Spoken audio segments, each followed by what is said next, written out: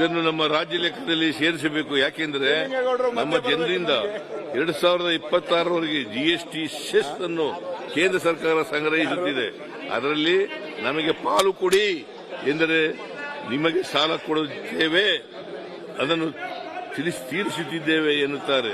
ನಮಗಿರುವ ಮಾಹಿತಿಯ ಪ್ರಕಾರ ಅವರು ಕೊಟ್ಟ ಸಾಲ 30,516 ಕೋಟಿ ರೂಗಳು 2020ಗೆ ಮುಗಿದು ಹೋಗಿದೆ.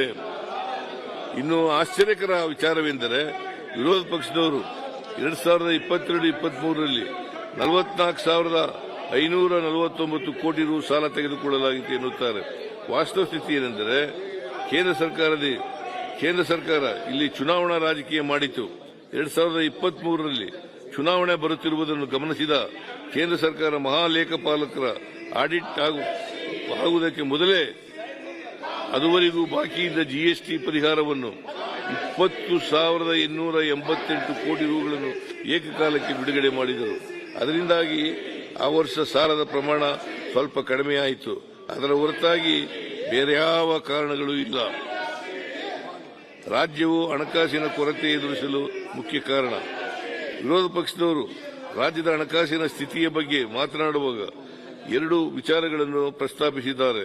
ಒಂದು, ತೆರಿಗೆ ಸಂಗ್ರಹಣೆ ಸಮರ್ಪಕವಾಗಿಲ್ಲ ಎಂದಾದರೆ, ಇನ್ನೊಂದು ಪರೋಕ್ಷವಾಗಿ ಗ್ಯಾರಂಟಿ ಯೋಜನೆಗಳಿಂದಲೇ ರಾಜ್ಯದ ಹಣಕಾಸಿನ ಪರಿಸ್ಥಿತಿ ಕ್ಲಿಷ್ಟಕರವಾಗಿದೆ ಎಂದು ವ್ಯಾಖ್ಯಾನಿಸಲು ಪ್ರಯತ್ನಿಸುತ್ತಿದ್ದಾರೆ. ಆದರೆ ವಾಸ್ತವ ಸಂಗತಿಗಳು ಬೇರೆ ಇವೆ.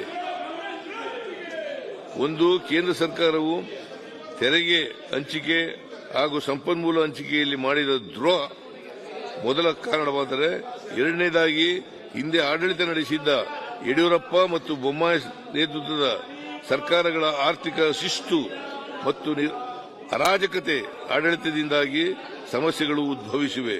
ಈ ಎರಡನ್ನೂ ಬಚ್ಚಿಡಲು ವಿರೋಧ ಪಕ್ಷದವರು ಜನರಿಗೆ ನೀಡುತ್ತಿರುವ ಕಲ್ಯಾಣ ಕಾರ್ಯಕ್ರಮಗಳನ್ನು ಹಾಗೂ ಅದನ್ನು ಅನುಷ್ಠಾನ ಮಾಡುತ್ತಿರುವ ಸರ್ಕಾರವನ್ನು ಟೀಕಿಸುತ್ತಿದ್ದಾರೆ. ಇದು ಸರಿಯಾದ ಕ್ರಮ ಅಲ್ಲ. ರಾಜ್ಯದ ಆರ್ಥಿಕತೆ ಬಗ್ಗೆ ಕಿಂಚಿತ್ತಾದರೂ ತಿಳುವಳಿಕೆ ಇರುವವರು ವರ್ತಿಸುವ ರೀತಿ ಇದಲ್ಲ. 2018-19ರಲ್ಲಿ ಕೇಂದ್ರದ ಬಜೆಟ್ ಗಾತ್ರ 24.42 ಲಕ್ಷ ಕೋಟಿ ರು ಇದ್ದಾಗ ರಾಜ್ಯಕ್ಕೆ ತೆರಿಗೆ ಪಾಲು ಮತ್ತು ಕೇಂದ್ರ ಪುರಸ್ಕೃತ ಯೋಜನೆಗಳಿಂದ 46,288 ಕೋಟಿ ಬಂದಿತ್ತು. ಈಗ ಕೇಂದ್ರದ ಬಜೆಟ್ ಗಾತ್ರ 50.65 ಲಕ್ಷ ಕೋಟಿ ರೂಪಾಯಿ ಮೀರಿದೆ. ಇದನ್ನು ನಮ್ಮ ರಾಜ್ಯ ಲೆಕ್ಕದಲ್ಲಿ ಸೇರಿಸಬೇಕು. ಯಾಕೆಂದರೆ ನಮ್ಮ ಜನರಿಂದ 2026ರವರೆಗೆ ಜಿಎಸ್ಟಿ ಸೆಸ್ ಅನ್ನು ಕೇಂದ್ರ ಸರ್ಕಾರ ಸಂಗ್ರಹಿಸುತ್ತಿದೆ.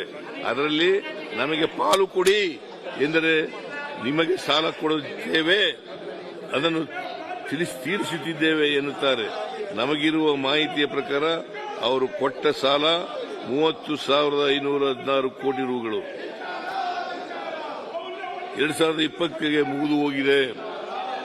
ಇನ್ನು ಆಶ್ಚರ್ಯಕರ ವಿಚಾರವೆಂದರೆ ವಿರೋಧ ಪಕ್ಷದವರು 2022-23ರಲ್ಲಿ 44,549 ಕೋಟಿ ರು ಸಾಲ ತೆಗೆದುಕೊಳ್ಳಲಾಗಿತ್ತು ಎನ್ನುತ್ತಾರೆ. ವಾಸ್ತವ ಸ್ಥಿತಿ ಏನೆಂದರೆ ಕೇಂದ್ರ ಸರ್ಕಾರ ಇಲ್ಲಿ ಚುನಾವಣಾ ರಾಜಕೀಯ ಮಾಡಿತು. 2023ರಲ್ಲಿ ಚುನಾವಣೆ ಬರುತ್ತಿರುವುದನ್ನು ಗಮನಿಸಿದ ಕೇಂದ್ರ ಸರ್ಕಾರ ಮಹಾಲೇಖಪಾಲಕರ ಆಡಿಟ್ ಆಗುವುದಕ್ಕೆ ಮೊದಲೇ ಅದುವರೆಗೂ ಬಾಕಿ ಇದ್ದ ಜಿಎಸ್ಟಿ ಪರಿಹಾರವನ್ನು 20,888 ಕೋಟಿ ರೂಗಳನ್ನು ಏಕಕಾಲಕ್ಕೆ ಬಿಡುಗಡೆ ಮಾಡಿದರು. ಅದರಿಂದಾಗಿ ಆ ವರ್ಷ ಸಾಲದ ಪ್ರಮಾಣ ಸ್ವಲ್ಪ ಕಡಿಮೆಯಾಯಿತು. ಅದರ ಹೊರತಾಗಿ ಬೇರೆ ಯಾವ ಕಾರಣಗಳೂ ಇಲ್ಲ. ರಾಜ್ಯವು ಹಣಕಾಸಿನ ಕೊರತೆ ಎದುರಿಸಲು ಮುಖ್ಯ ಕಾರಣ. ವಿರೋಧ ಪಕ್ಷದವರು ರಾಜ್ಯದ ಹಣಕಾಸಿನ ಸ್ಥಿತಿಯ ಬಗ್ಗೆ ಮಾತನಾಡುವಾಗ ಎರಡು ವಿಚಾರಗಳನ್ನು ಪ್ರಸ್ತಾಪಿಸಿದ್ದಾರೆ. ಒಂದು, ತೆರಿಗೆ ಸಂಗ್ರಹಣೆ ಸಮರ್ಪಕವಾಗಿಲ್ಲ ಎಂದಾದರೆ, ಇನ್ನೊಂದು ಪರೋಕ್ಷವಾಗಿ ಗ್ಯಾರಂಟಿ ಯೋಜನೆಗಳಿಂದಲೇ ರಾಜ್ಯದ ಹಣಕಾಸಿನ ಪರಿಸ್ಥಿತಿ ಕ್ಲಿಷ್ಟಕರವಾಗಿದೆ ಎಂದು ವ್ಯಾಖ್ಯಾನಿಸಲು ಪ್ರಯತ್ನಿಸುತ್ತಿದ್ದಾರೆ. ಆದರೆ ವಾಸ್ತವ ಸಂಗತಿಗಳು ಬೇರೆ ಇವೆ. ಒಂದು, ಕೇಂದ್ರ ಸರ್ಕಾರವು ತೆರಿಗೆ ಹಂಚಿಕೆ ಹಾಗೂ ಸಂಪನ್ಮೂಲ ಹಂಚಿಕೆಯಲ್ಲಿ ಮಾಡಿದ ದ್ರೋಹ ಮೊದಲ ಕಾರಣವಾದರೆ, ಎರಡನೇದಾಗಿ ಹಿಂದೆ ಆಡಳಿತ ನಡೆಸಿದ್ದ ಯಡಿಯೂರಪ್ಪ ಮತ್ತು ಬೊಮ್ಮಾಯಿ ನೇತೃತ್ವದ ಸರ್ಕಾರಗಳ ಆರ್ಥಿಕ ಶಿಸ್ತು ಮತ್ತು ಅರಾಜಕತೆ ಆಡಳಿತದಿಂದಾಗಿ ಸಮಸ್ಯೆಗಳು ಉದ್ಭವಿಸಿವೆ. ಈ ಎರಡನ್ನೂ ಬಚ್ಚಿಡಲು ವಿರೋಧ ಪಕ್ಷದವರು ಜನರಿಗೆ ನೀಡುತ್ತಿರುವ ಕಲ್ಯಾಣ ಕಾರ್ಯಕ್ರಮಗಳನ್ನು ಹಾಗೂ ಅದನ್ನು ಅನುಷ್ಠಾನ ಮಾಡುತ್ತಿರುವ ಸರ್ಕಾರವನ್ನು ಟೀಕಿಸುತ್ತಿದ್ದಾರೆ. ಇದು ಸರಿಯಾದ ಕ್ರಮ ಅಲ್ಲ. ರಾಜ್ಯದ ಆರ್ಥಿಕತೆ ಬಗ್ಗೆ ಕಿಂಚಿತ್ತಾದರೂ ತಿಳುವಳಿಕೆ ಇರುವವರು ವರ್ತಿಸುವ ರೀತಿ ಇದಲ್ಲ. 2018-19ರಲ್ಲಿ ಕೇಂದ್ರದ ಬಜೆಟ್ ಗಾತ್ರ 24.42 ಲಕ್ಷ ಕೋಟಿ ರು ಇದ್ದಾಗ ರಾಜ್ಯಕ್ಕೆ ತೆರಿಗೆ ಪಾಲು ಮತ್ತು ಕೇಂದ್ರ ಪುರಸ್ಕೃತ ಯೋಜನೆಗಳಿಂದ 46,288 ಕೋಟಿ ಬಂದಿತ್ತು. ಈಗ ಕೇಂದ್ರದ ಬಜೆಟ್ ಗಾತ್ರ 50.65 ಲಕ್ಷ ಕೋಟಿ ರೂಪಾಯಿ ಮೀರಿದೆ.